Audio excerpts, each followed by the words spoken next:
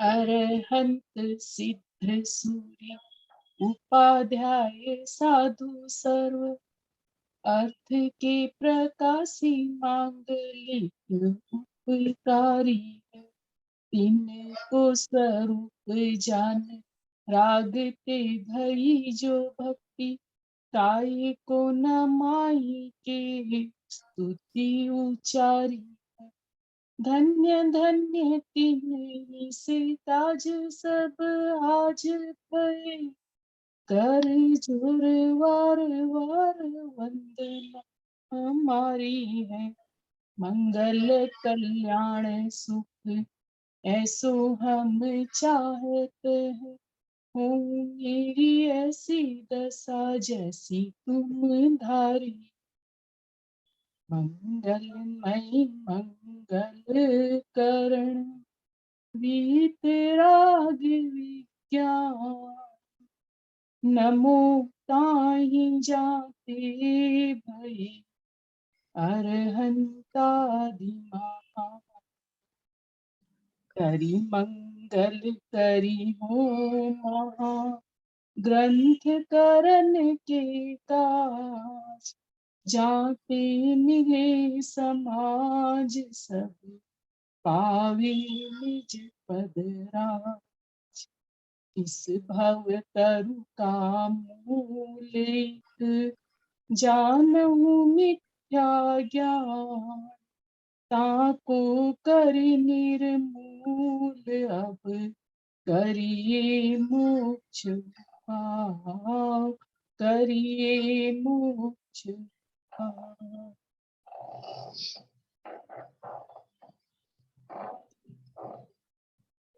मोक्ष मार्ग प्रकाशक ग्रंथ में 7वां अधिकार अपना चल रहा है और इस 7वें अधिकार में सम्यक तो सन्मुख मिथ्या दृष्टि, ये प्रकरण यहाँ हमने शुरू किया है।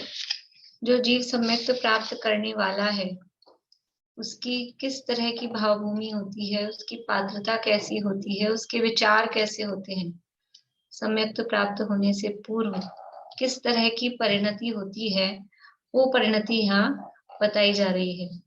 और ये सारे ही चारों प्रकार के जो मिथ्या दृष्टि बताए हैं कि अपने आप को चेक करने के लिए कि हम किस जगह पर हैं, क्योंकि यहाँ तक तो हम पहुंच गए हैं, जैन हैं, जिन आज्ञा को मानते हैं, स्वाध्याय भी किया है, तो यहाँ तक तो हम पहुंच गए हैं।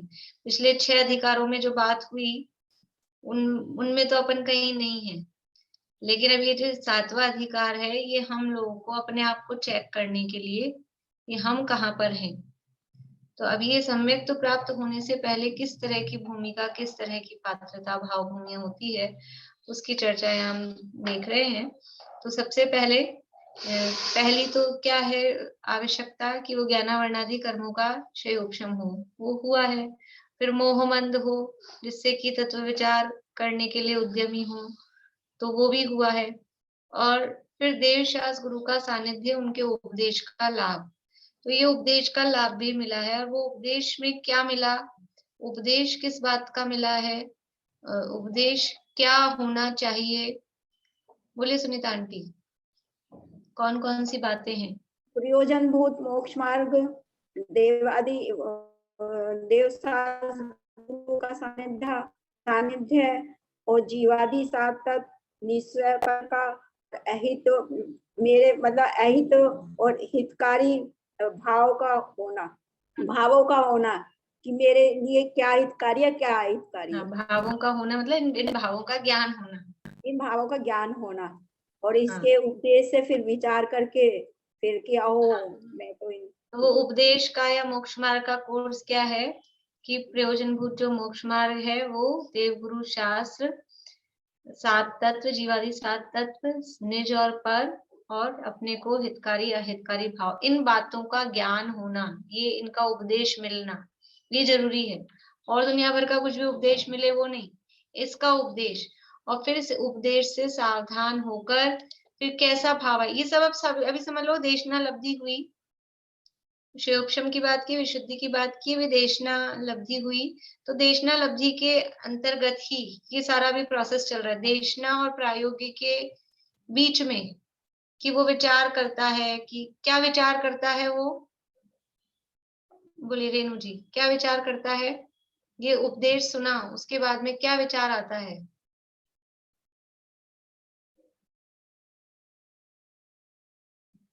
आवाज चालू करिए। अहो वाला अहो अहो यानी कुछ अद्भुत, अच्छा, खुशी देने वाला। अहो भाग्य आदि, आह्लाद आना, पॉजिटिव वे से बहुमान पूर्वक समझना। मुझे तो नहीं हाँ नहीं, मैं ऐसे ही बोल रही हूँ। मुझे तो इन बातों की खबर ही नहीं थी। मैं भ्रम से भूलकर प्राप्त पर्याय में ही तन्मय हुआ। अपने अज्ञान को स्वीकार किया उसने, यही वाला ना।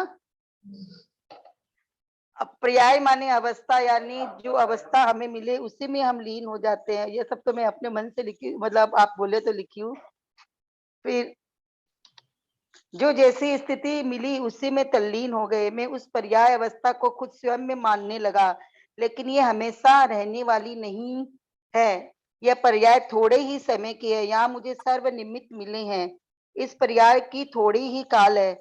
मुझे इन बातों को बराबर समझना चाहिए, क्योंकि यह सब दुर्लभ है। इसका बहुमान करना चाहिए, क्योंकि इनमें तो मेरा ही प्रयोजन भाषित होता है।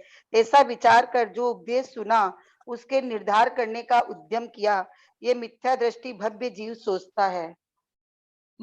ठीक है, अपन तो नहीं सोचते ना। मिथ्या दृष्टि भव्य जीव तो सोचता है, अपन तो नहीं सोचते ना ऐसा। चलिए अनिता आंटी बोलिए, जो उपदेश मिला, उपदेश सुनकर उस यानी जो सम्यक के सन्मुख है उसको क्या भाव आएंगे? बोलिए। उसको भाव आए कि ओ, मुझे तो इन बातों की खबर ही नहीं थी। मैं तो पर्याप्त पर्याय में ही तन्मय हो, भ्रम से भूलकर पर्याप्त पर्याय में ही तन्मय हो रहा था। और इस पर्याय की स्थिति तो बहुत कम समय की है। इस बहुत कम समय की स्थिति है। यहाँ मुझे सर्व निमित्त मिले हैं। मुझे इन सब बातों का बराबर विचार करना चाहिए और समझना चाहिए, क्योंकि इसमें तो मेरा ही प्रयोजन भाषित होता है। ये सोचकर वो निर्धार करता है। हाँ, ये विचार, यानी ये सम्यक सन्मुख होने की पात्रता है। शिवक्षम मिला है, मोहमंद हुआ है, उपदेश मिला है, उपदेश तक काम खत्म नहीं होता है। उपदेश मिलकर ये भाव आए। अब ये भाव आने पर भी काम खत्म नहीं हो गया, वो मुझे तो बात हुई, खबर नहीं थी, ठीक है हो गया, ऐसा नहीं। फिर आगे उनके उसके निर्धार करने का उद्यम करता है। तो निर्धार करने का क्या प्रोसेस है, क्या क्रम है, किन बातों के द्वारा निर्धार किया जा सकता है? बोले पारुल। उद्देश्य, लक्ष्य निर्देश और परीक्षा। हाँ, ये निर्धार करने का क्रम है। उद्देश्य, लक्षण निर्देश और परीक्षा। उद्देश्य क्या है पूर्णिमा आंटी? उनके नाम आदि का जानना वो उद्देश्य है।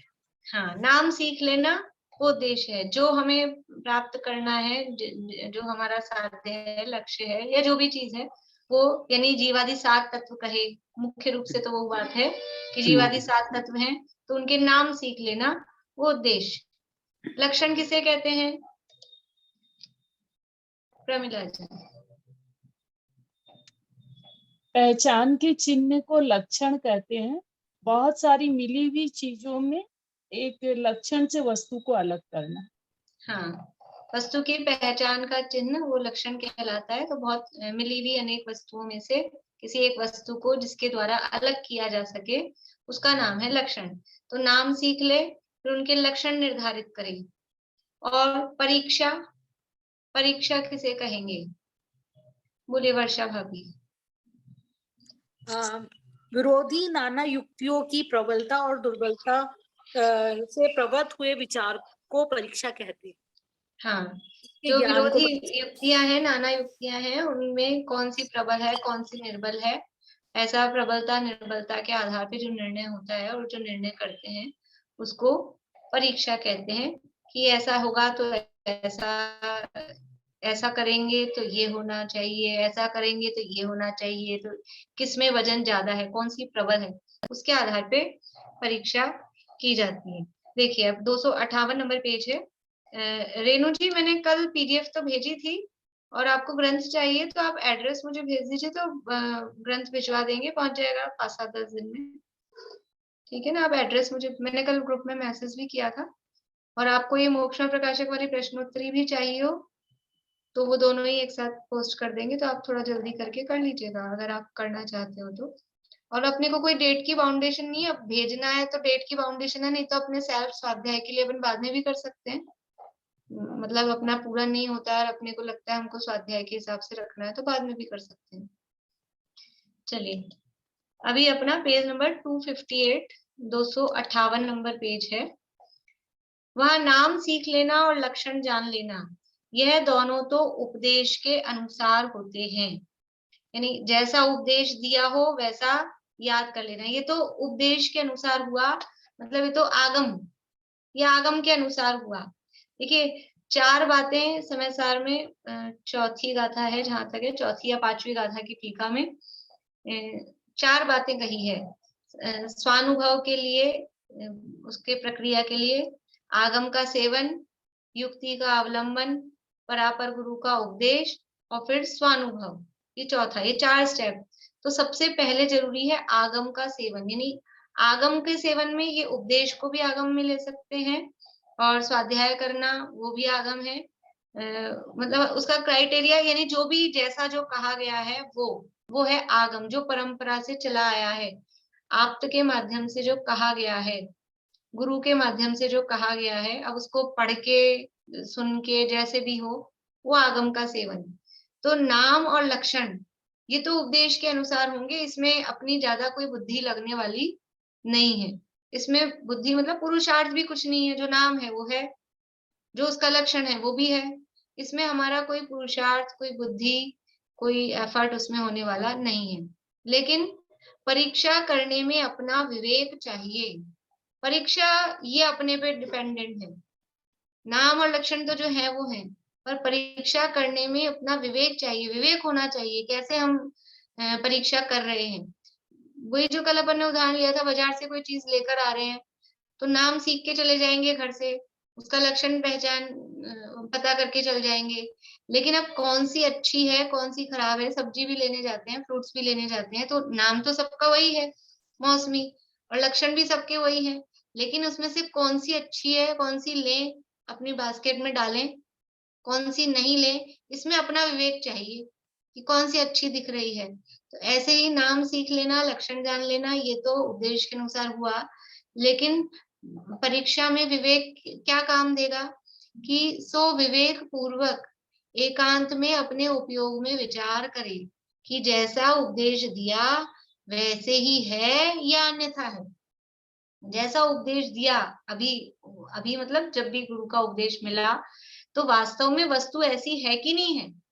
ये उपदेश में हमने सुना, होता स्वयं जगत परिणाम, मैं जग का करता क्या काम, ये उपदेश सुना, तो वास्तव में ऐसा है कि नहीं है, मैं तो काम करता हूँ और ये कह रहे हैं होता स्वयं जगत परिणाम। तो यहाँ ये लगाए, ये जो कहा है ना परीक्षा में कि ऐसा संभवित है या नहीं है, ऐसा विचार करे। ये प्रबल युक्ति कौन सी है, निर्बल युक्ति कौन सी, दो विरोधी युक्तियां हैं। एक युक्ति कह रही है कि जगत का कोई काम मैं नहीं करता हूँ, अपने आप हो रहा है, और एक मेरा दिमाग कह रहा है कि मैं तो करता हूँ। तो अब इसमें से कौन सी प्रबल युक्ति है, कौन जीतेगा, दोनों को उतार दो अखाड़े में और फिर दोनों में मैच चलाओ, तो वो कौन युक्ति जीतेगी। तो हम देखें कि वास्तव में वस्तुएं ऐसी है क्या, वास्तव में जगत का परिणाम अपने आप हो रहा है कि मैं कर रहा हूं तब हो रहा है। और जब मैं कर रहा हूं, मैं करता हुआ दिख रहा हूं, तब भी वो मैं कर रहा हूं कि अपने आप हो रहा है। ये ऐसा, ये परीक्षा, ये इसमें अपना विवेक चाहिए। उपदेश तो मिल गया, आगम में लिखा है होता स्वयं जगत परिणाम, गुरु ने भी उपदेश दे दिया, सुन लिया, और हमने ओहो मेरे को तो आज तक पता ही नहीं था कि होता स्वयं जगत परिणाम, मुझे तो इन बातों की खबर ही नहीं थी, ये भी कर लिया हमने। लेकिन फिर हमने उसको घुमाया कि नहीं, उसको दिमाग में उसको अप्लाई किया कि नहीं, ऑब्जर्व किया कि नहीं चीजों में कि ये ऐसा हो रहा है कि नहीं हो रहा है, हमने इस चीज को फील किया कि नहीं किया। हमने ये बात सुन ली कि मैं जीव हूँ, वो रसगुल्ला जड़ अचेतन पुद्गल है और मैं जीव मैं अरस अरूपी अस्पर्शी, तो मैं अरस हूँ, तो रसगुल्ले का स्वाद मुझ में आता नहीं है।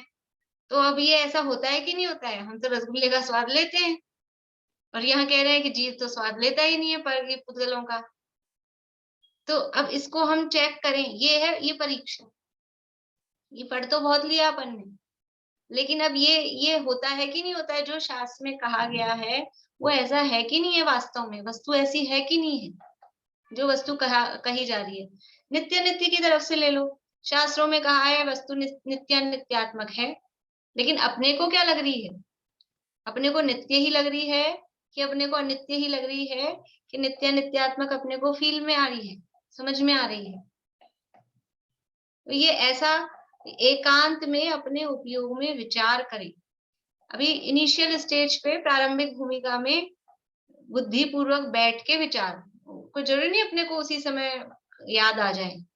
बुद्धि पूर्वक बैठ के विचार करें कि ऐसा कहा है कि नहीं कहा है, आज दिन भर में क्या हुआ, तो ये किसने किया, मैंने किया कि अपने आप हुआ, कि मुझे स्वाद आया कि नहीं आया। हो सकता है उस समय अभी प्रारंभिक भूमिका में नहीं आए पकड़ में, लेकिन बाद में भी पकड़ में आता है तो हम लाइन पे हैं, और फिर जब बाद में हम पकड़ के निर्णय करते हैं तो वो उस समय भी फिर हमको ख्याल में आने लगेगा। तो ये परीक्षा, एकांत विवेक पूर्वक एकांत में अपने उपयोग में विचार करे कि जैसा उपदेश दिया वैसे ही है या अन्यथा है। वहां अनुमानादि प्रमाण से बराबर समझे। ये प्रमाण कल हमने बात की थी, स्मृति, प्रत्यभिज्ञान, तर्क, अनुमान। आगम की बात तो ऊपर कर ही दी है, ये तो हो गया आगम, जैसा उपदेश दिया वैसा याद कर लेना, ये आगम। परोक्ष प्रमाण के 5 भेद हैं, स्मृति, प्रत्यभिज्ञान, तर्क, अनुमान और आगम। ये 5 भेद परोक्ष प्रमाण के हैं। तो आगम की बात कर दी ऊपर, अब यहाँ कह रहे हैं अनुमान आदि से, तो अपनी स्मृति, हमको पूर्व की जो बात याद है उससे मिलाए। प्रत्यभिज्ञान की जो कल देखा था या पहले कभी जो भी देखा सुना था और अभी जो वर्तमान में हो रहा है, इन दोनों में मैचिंग करें, वैसा ही है कि अलग है कि कुछ कम ज्यादा है, जो भी कुछ कंपैरिजन होगा वो प्रत्यभिज्ञान कहलाएगा।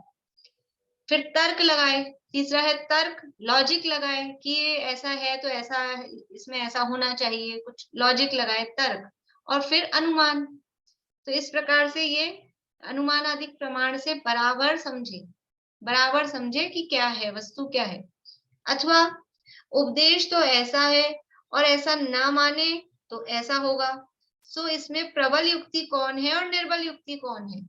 उपदेश तो ये कह रहा है कि होता स्वयं जगत परिणाम, ये अपन ने एक समझ लीजिए ले लिया उदाहरण के रूप में, जो भी है उपदेश। तो उपदेश तो ऐसा है कि होता स्वयं जगत परिणाम। अब ऐसा न माने तो क्या होगा और ऐसा मान रहे हैं तो क्या होगा? इसमें प्रबल क्या है? यदि हम ये नहीं माने होता स्वयं जगत परिणाम तो क्या होगा? कि फिर करो जो जो करना है। फिर हम करते हैं ना, तो ये हाथ इधर मुड़ रहा है, अब इसको उधर मोड़ो, हाथ तो बहुत बड़ा हो गया, उंगली है, उंगली इधर मुड़ रही है, अब इधर मोड़ो, कितनी मोड़ेंगे? ऐसे करते रहो, मुड़ नहीं रही है तो हाथ ही घूम रहा है पीछे, इसको कस के पकड़ लो ना, ये नहीं हिलती है, ये नहीं हिलेगी। तो ये अपने आप हो रहा है कि मैं कर रहा हूँ? ये तो अपना है ना, जिसको हम अपना कहते हैं शरीर, उस पे अपनी नहीं चलती है, फिर दुनिया की और चीजें। तो अब प्रबल युक्ति कौन सी है कि अपने आप हो रहा है कि मैं कर रहा हूं? तो इसमें प्रबल युक्ति कौन है और निर्बल युक्ति कौन है? जो प्रबल भाषित हो उसे सत्य जाने।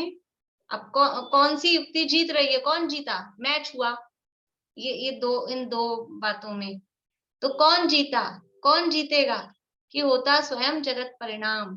हम कितने ही विकल्प करें, कितने ही विचार करें, रोज की बात है, हम खूब प्लानिंग करें, हम ये बनाएंगे वो बनाएंगे किचन में, और फिर क्या होता है? जो बनना होता है वो बनता है, कभी कुछ समस्या हो जाती है, कभी कुछ समस्या हो जाती है, और जैसा बनना होता है वैसा बनता है। इसलिए ये समझ में आता है, लेकिन हमको क्या है कि अपनी मिथ्या मान्यता को पुष्ट करके रखना होता है। तो हम उन चीजों को हाईलाइट नहीं करते हैं जो अपोजिट हो रही है, हमारे विरुद्ध हो रही है। यदि हमें अपना श्रद्धांत सही करना है तो हमें अपने जीवन में उन चीजों को हाईलाइट, उन बातों को हाईलाइट करना चाहिए कि जो हमसे विरुद्ध हो रही हैं। तो हमको ये समझ में आ जाएगा कि हमारे हिसाब से नहीं हो रहा है। अपने बच्चे हैं, हमने 10 बात कही और 10 बात में से 8 बात वो मानते हैं, 1-2 बात उन्होंने नहीं मानी, तो हम क्या कहते हैं, नहीं नहीं वो मानता है, वो तो कभी कभी है। हम हाईलाइट किसको कर रहे हैं? मानने वाली को। और हमको यदि अपने वैराग्य की या हमको वस्तु स्वरूप की सिद्धि करनी है, तो हम उसको हाईलाइट करें कि ये जो 8 बार भी जो माना है ना, वो उसको वो ही करना था, इसलिए माना है। अगर ये मेरे कहने की, ये मेरी बात मानता होता, तो ये 10 की 10 बात माननी चाहिए थी, लेकिन 2 बात नहीं मानी, इसका मतलब है ये मेरी नहीं मानता है। तो हर चीज में हम दिन भर में इन चीजों को छांटे निकालें कि हमारी इच्छा के विरुद्ध क्या क्या हुआ, तो हमको समझ में आ जाएगा कि प्रबल युक्ति कौन है और निर्बल युक्ति कौन है। हम ये काम कर सकते हैं रात को सोने से पहले। दिन भर को अपना आ तो जाता ही है याद, दिन भर में क्या क्या हुआ, तो इतना सा तो 12 घंटे का तो हम ये अपने दिमाग में ही एक लिस्ट बना लें कि इतनी इतनी चीजें मेरे इच्छा के विरुद्ध हुई हैं, मेरी इच्छाएं क्या क्या थी, मैं क्या करना चाहती थी और क्या हुआ है, तो हमको समझ में आ जाएगा कि जगत का परिणमन कैसे हो रहा है, मैं कर रहा हूं कि अपने आप हो रहा है। तो जो दोनों युक्तियां हैं, वो उसमें से जो प्रबल भाषित हो उसे सत्य जाने। और दूसरी बात ये है, कभी कभी मोह की तीव्रता हो तो विरुद्ध युक्ति प्रबल भाषित हो सकती है। तो इसके लिए पहले एक सूत्र याद रखना है कि जो वो होती है ना, मैथमेटिक्स की बुक्स होती है बच्चों की, गणित के पीछे वो सम्स दिए हुए होते हैं और लास्ट में एक उत्तर माला होती है आंसर चेक करने के लिए। तो आंसर तो वही सही है, आंसर तो यही सही है कि होता स्वयं जगत परिणाम। आंसर तो यही सही है।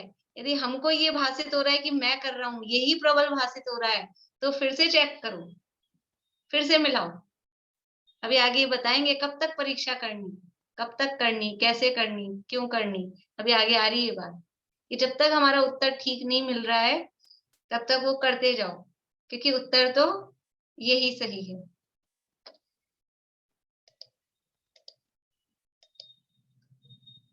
यदि उपदेश में अन्यथा सत्य भाषित हो, देखो कह रहे हैं यहाँ पे, उपदेश में अन्यथा सत्य भाषित हो अथवा उसमें संदेह रहे, निर्धार न हो। अब हमने अपने से ही हो रही है, अपने को ये समझ में आ रहा है कि जो आगम में हमने पढ़ा है, जो उपदेश मिला है और उसकी हमने परीक्षा की और वो सत्य भाषित हो गया, तो वेल एंड गुड, फिर तो कोई दिक्कत ही नहीं है। लेकिन हमको उल्टा लग रहा है, वो जो उपदेश दे रहे हैं और हमारी जो फीलिंग्स है वो मैच नहीं हो रही है, हमको कुछ और लग रहा है, तो फिर क्या करें? लिखा है जो विशेषज्ञ हो उनसे पूछें और वे उत्तर दें, उसका विचार करें। ऐसे नहीं कि बस पहले उपदेश सुना फिर उसमें कहा है उपयोग में विचार करें।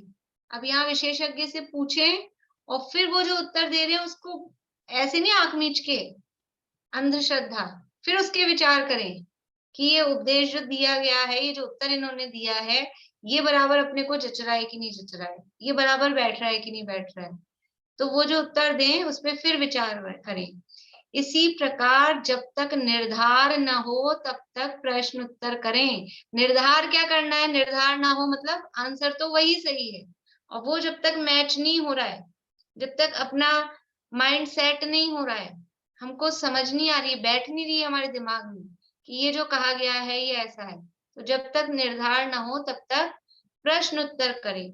अथवा समान बुद्धि के धारक हो, उनसे अपना विचार जैसा हुआ हो वैसा कहे और प्रश्न उत्तर द्वारा परस्पर चर्चा करें। इसमें इन्होंने क्रम में ये दिया है कि पहले विशेषज्ञ से पूछें और फिर बाद में समान बुद्धि के धारकों से कहें, लेकिन ज्यादा अप्रोप्रिएट ये लगता है कि पहले आपस में चर्चा कर लें, फिर भी नहीं समझ आ रहा है तो विशेषज्ञों से पूछे, क्योंकि पहले विशेषज्ञ से पूछ चुके हैं तो फिर समान बुद्धि वालों से फिर क्या चर्चा करेंगे, फिर क्या मतलब पहले ही बड़ों से पूछ लिया तो फिर कंफर्मेशन क्या होगी। थोड़ा इसमें अपन ऐसा भी कर सकते हैं। तो यानी पहले हमने पढ़ा, मतलब ये तरीका बता रहे हैं, उपदेश जो सुना है ना, और ये उसी प्रोसेस में स्वाध्याय का भी क्रम है और उस उपदेश के चिंतन मनन विचार का भी क्रम है। कि पहले पढ़ा सुना, उस पे विचार करें, फिर अपने को क्या नहीं समझ में आया है तो और विचार करें, फिर भी नहीं समझ में आ रहा है तो अपने साथ वालों से, अपने बराबर वालों से कि मुझे इसमें ऐसा लग रहा है, यहाँ तो ऐसा लिखा है, मुझे इसमें ऐसा लग रहा है, या मैं ये समझ पा रही हूँ, तो मैं ये जो समझ रही हूँ ये सही है क्या, ऐसा अपने बराबर वालों के साथ, साथ वालों के साथ ऐसा चर्चा करें। और फिर वो जो कुछ अपनी राय दे, अपना जो भी विचार है वो बताए, फिर उसका विचार करें कि ये जो कह रहा है ऐसा है क्या। और फिर अपने को जमती है, अपने को सही लगती है तो ठीक है, नहीं तो फिर कुछ जो विशेष हैं, विशेष विद्वान हैं, उनसे पूछे और फिर वो जो बता रहे हैं उस पे वापस विचार करें। विचार कितनी बार हो रहा है, विचार ही करना है, फिर विचार करें। कल अपन ने देखा था ये स्वाध्याय के 5 अंग हैं। स्वाध्याय के 5 अंग कौन कौन से हैं? रेणु जी याद हो गए आपको? बोलिए।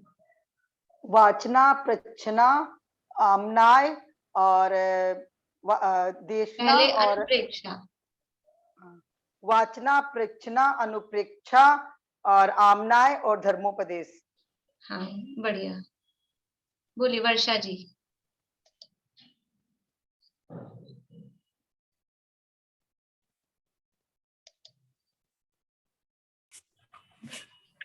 वाचना, प्रश्ना, अनुप्रेक्षा, आमना और एक मेरे को ध्यान नहीं रहा। आमनाय, आमना नहीं, आमनाय। आमनाए और धर्मोपदेश। धर्मो। मोना भाभी आपसे पूछूंगी, पहले वर्षा भाभी से पूछ रही हूँ फिर आपसे पूछूंगी। बोलिए वर्षा भाभी। वांछना, प्रंचना, अनुप्रेक्षा, आमनाय और धर्मोपदेश। बढ़िया, बोलिए मोना भाभी। अनम्यूट हो गया क्या? हाँ हो गया। वाचना, प्रक्षना, आमनाय, अनुप्रेक्षा, हाँ पहले अनुप्रेक्षा फिर आमनाय। अनुप्रेक्षा, आमनाय, धर्म उपदेश। बढ़िया, बहुत अच्छा। ये स्वाध्याय के 5 अंग हैं, यानी 5 टाइप से स्वाध्याय हो रहा है। वाचना भी स्वाध्याय है, प्रश्ना यानी पूछना वो भी स्वाध्याय का ही अंग है, वो भी स्वाध्याय है। फिर अनुप्रेक्षा यानी चिंतन करना, बारंबार विचार करना, वो भी स्वाध्याय का अंग है।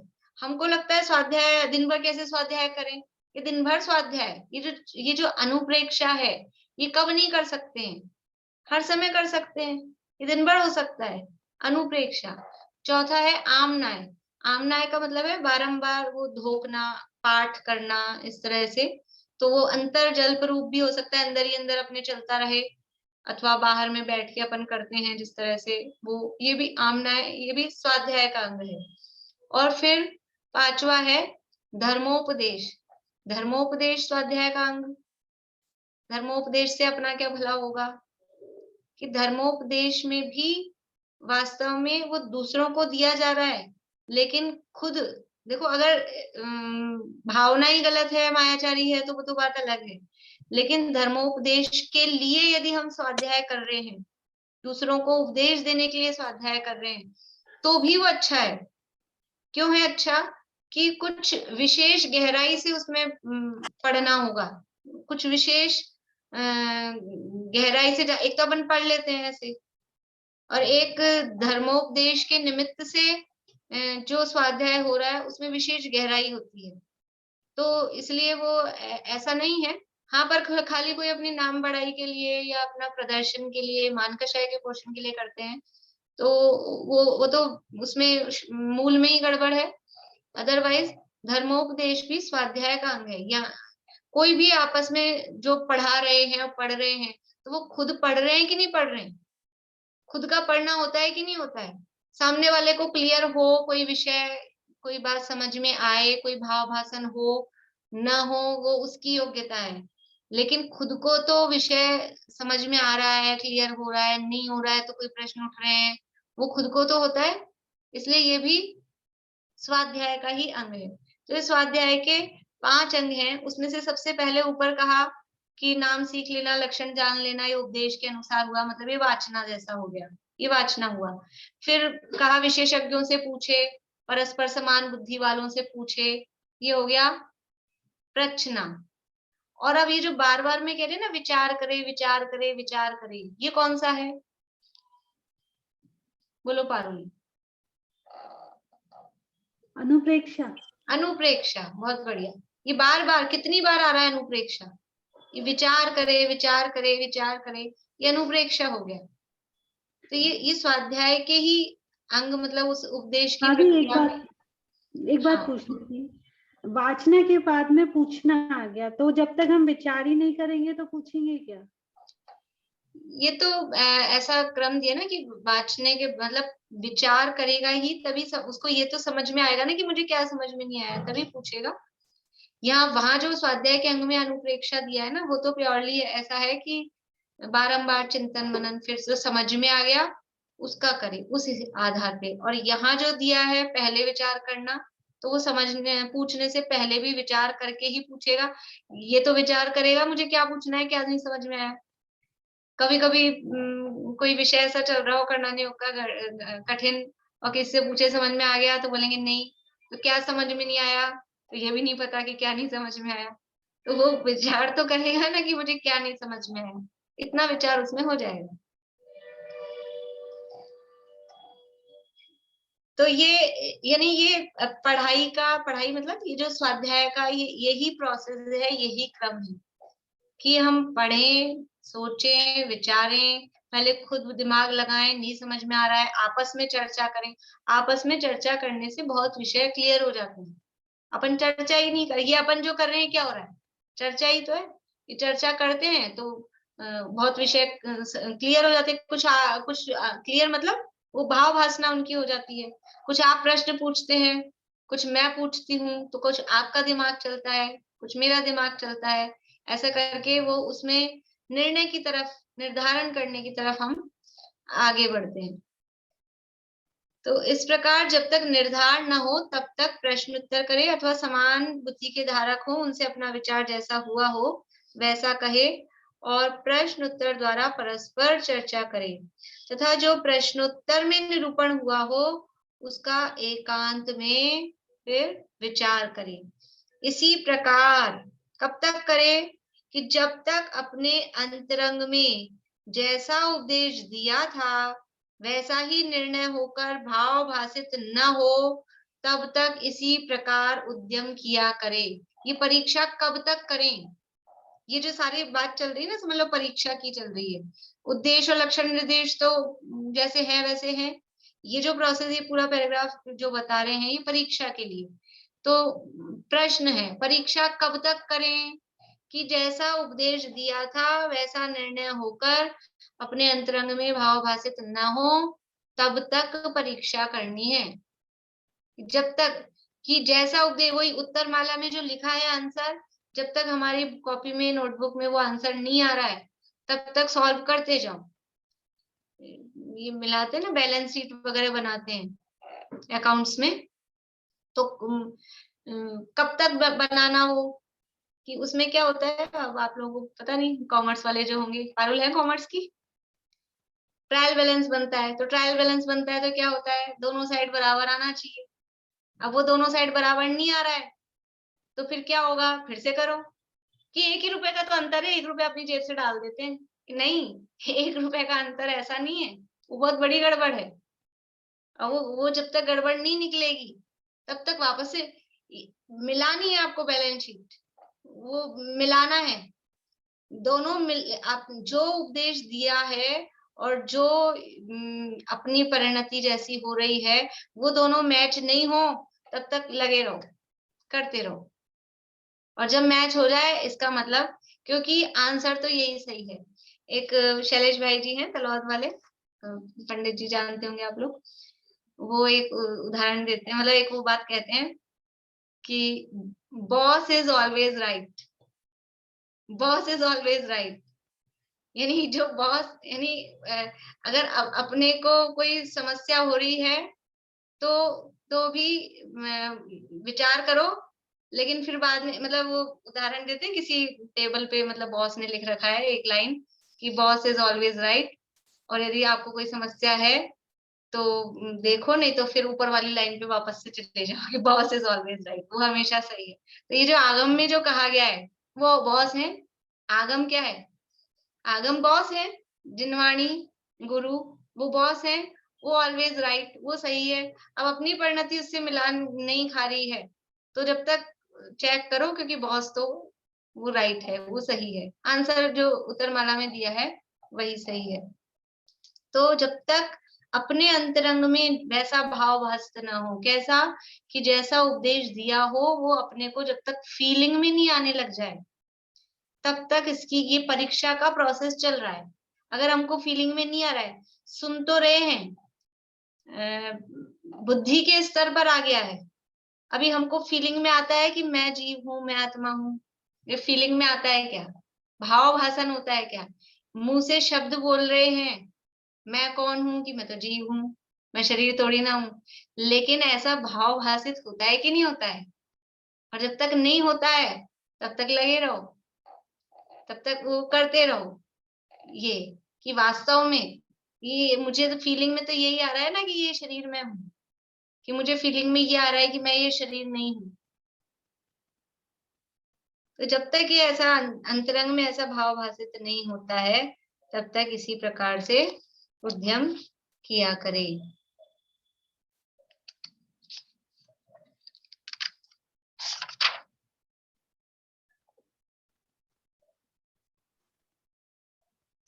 मैम एक बार ये पांचों घटित करके बताइए ना, इसमें ये वाचना, प्रच्छना, पांचों अनुप्रेक्षा। आमनाय नहीं लग रहा है, आमनाय और धर्मोपदेश जो लगा है वो लगा लिया अपन ने। अच्छा, अभी धर्मोपदेश तो चलो शुरू में उपदेश दूसरों ने दिया था, वो तो अपने लिए खुद के लिए तो हुआ नहीं, और आमनाय की भी यहाँ कुछ बात नहीं, 3 लग रहे हैं, वाचना, प्रच्छना, अनुप्रेक्षा, वो 3। एक यहाँ आमनाई भी लग सकता है अगर हम लोग उस सिद्धांत को बार बार रिपीट करेंगे। हाँ, अगर हम वो जो सिद्धांत कहा है कि खूब बार रिपीट करें, मतलब वो विचार करना ही होगा ना, वो अनुप्रेक्षा के अंतर्गत जाएगा, सिद्धांत है।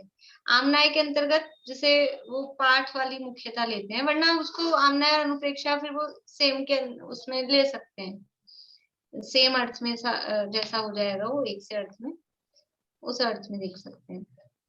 एक मैं ये देख रही थी पीछे रहस्य, प्रीति कुछ कह रहे हो? आमनाय में भाभी वो नहीं आता कि निर्धारण हो जाए फिर बार बार चिंतन करके, वो नहीं आता कि आमनाय? आमनाय में निर्धारण तो मतलब यहाँ निर्धारण की बात नहीं है, वाचना, प्रच्छना, अनुप्रेक्षा, वैसे आमनाय में पाठ करना ही लेते हैं, निर्धारण भी ले सकते हैं, निर्धारण हुआ फिर उपदेश दे रहे हैं, ऐसा भी कर सकते हैं। बोलिए ममता भाभी। बार बार पढ़ना, याद करना, उसको लर्न करना, भूल नहीं जाए, ऐसा लेते हैं ना, ऐसे इसको। हाँ, वही अर्थ लेते हैं, लेकिन ये जो प्रीति कह रही है वो भी यानी ले सकते हैं वो अर्थ में भी। अगर हम क्रम से देखें तो पहले पढ़ा, फिर विचार किया, फिर वो निर्णय के अर्थ तक पहुंचा और फिर उपदेश देने लगा, तो उस अर्थ में निर्धारण के अर्थ में ले सकते हैं। तो यहाँ पे वो जब तक निर्धारण नहीं हो रहा है, तो निर्धारण वाली जो चीज है वो आमनाय के अंतर्गत अपन देख सकते हैं। देखिए पीछे ये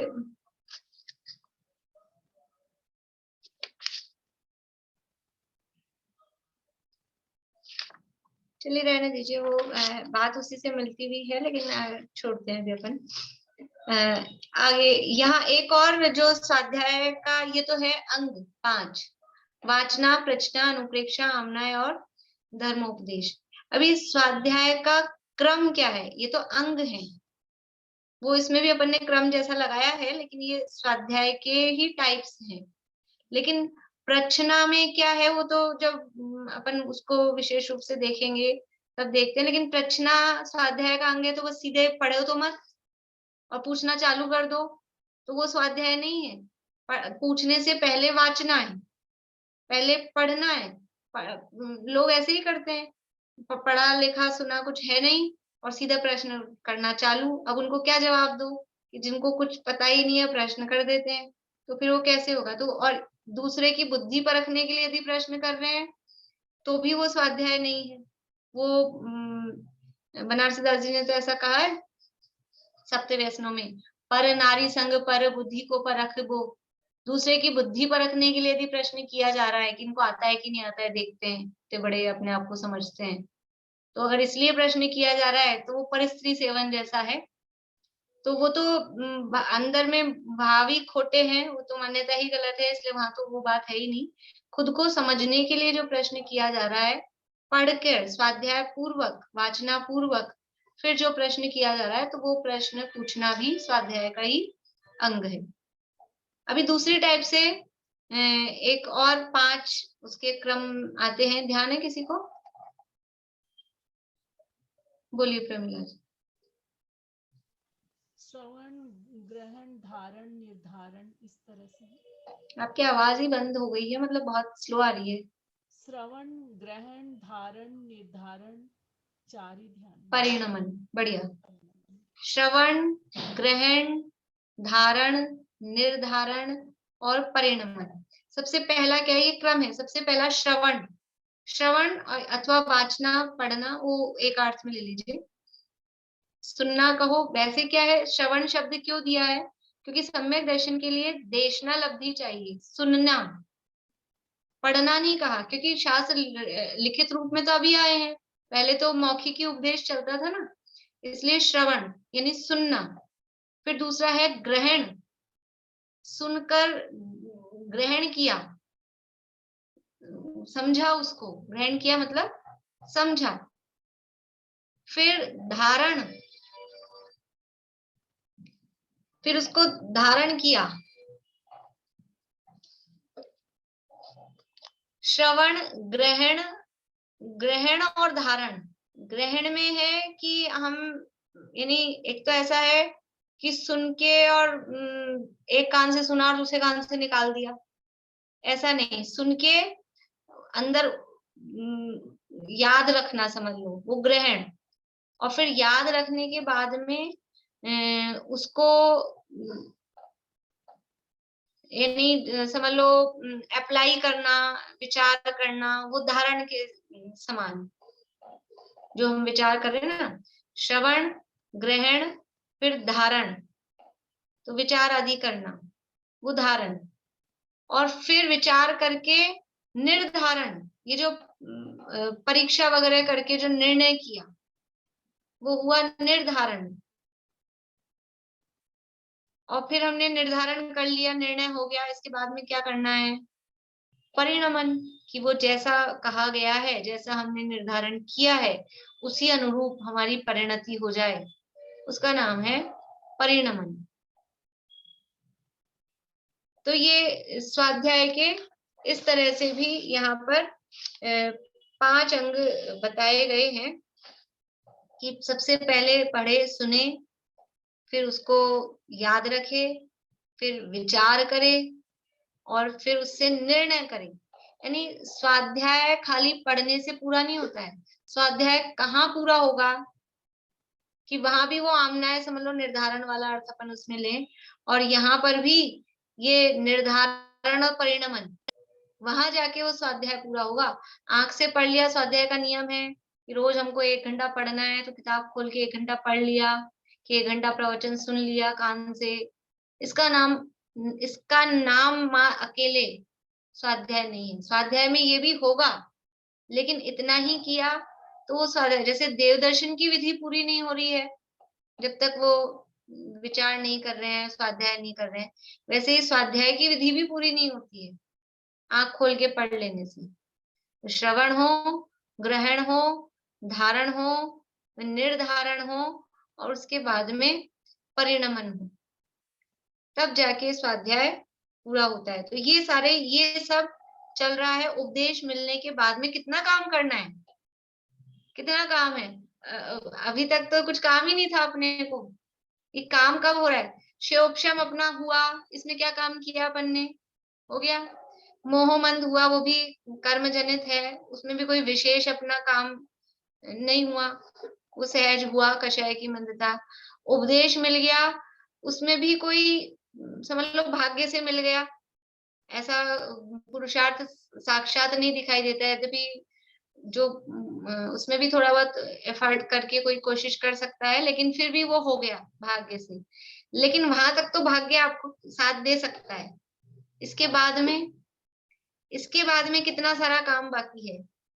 ये ऐसा होता है ना कभी कभी कि जैसे कहीं अपने रिनोवेशन का काम चल रहा है कुछ घर में या ऐसा, तो कि अभी तो करने वाले कर रहे हैं, अपना लेकिन बाद में कितना काम है वो सारा काम अपने को ही है। फिर वो जो सेट करना है वो सारा काम वो तो अपने को ही है। तो ऐसे ही अभी 3 काम तो करने वालों ने कर दिए, लेकिन अब ये सारी सेटिंग ये देशना के बाद में ये इतना काम होना, तब जाके प्रायोगिक की तरफ बढ़ रहे हैं। फिर प्रायोगिक लब्धि होगी और फिर करण लब्धि होगी और फिर कहीं जाके सम्यक दर्शन के दर्शन होंगे।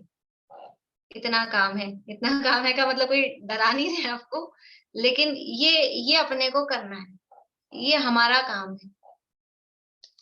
अरे 7:46 हो गया तो टाइम ही नहीं देखा। अच्छा हुआ चलो टाइम पे देख लिया। लेकिन चलिए अभी यहीं पूरा करते हैं, फिर आगे फिर लेट हो जाएंगे। प्रश्न है किसी को?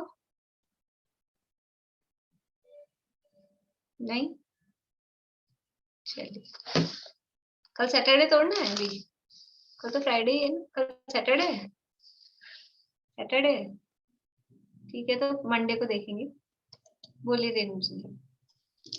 एक वो और वो होता है ना, इसके भेद क्या चीज के मर्थार और क्या होता है ना, ये भी प्रवचन का कुछ या इसका होता है क्या, स्वाध्याय का कौन सा कह मर्थार रहे कुछ ऐसा शायद इसमें आया था, द्रव्य संग्रह में था क्या?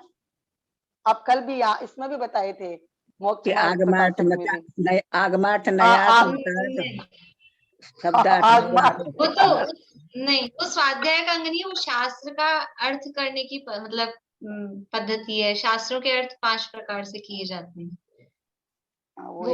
वो शब्दार्थ, नयार्थ, मतार्थ, आगमार्थ और भावार्थ, वो 5 प्रकार से अर्थ किए जाते हैं। वो स्वाध्याय के क्रम में या अंग में नहीं कहेंगे उसको, है तो स्वाध्याय की ही मतलब उसमें, लेकिन वो शास्त्रों के अर्थ करने का तरीका है। या कह सकते हैं स्वाध्याय इस तरीके से कर सकते हैं, लेकिन यहाँ जो बात चल रही है वो अलग टाइप की है, वो जो बात है वो अलग टाइप की है। प्रीति कुछ बोल रहे हो? नहीं, जिनवाणी स्तुति करोगे प्रीति?